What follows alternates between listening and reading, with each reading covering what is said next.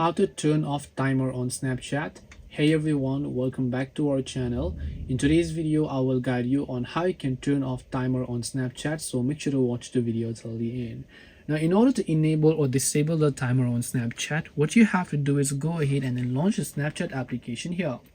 And once you launch a Snapchat app, when you tap the plus icon whenever you're about to take a snap, you'll find this option called timer.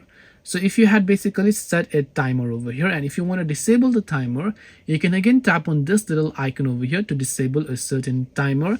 And now you can actually set a timer here. But now that you've set your timer, if you want to disable it, tap the plus icon.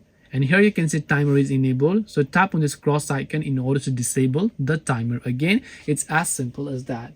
This way you can turn off timer on Snapchat. Hope this video was very helpful. If you have got any more questions, feel free to also leave them down below. Thank you for watching till the end of this tutorial and see you soon in the next video.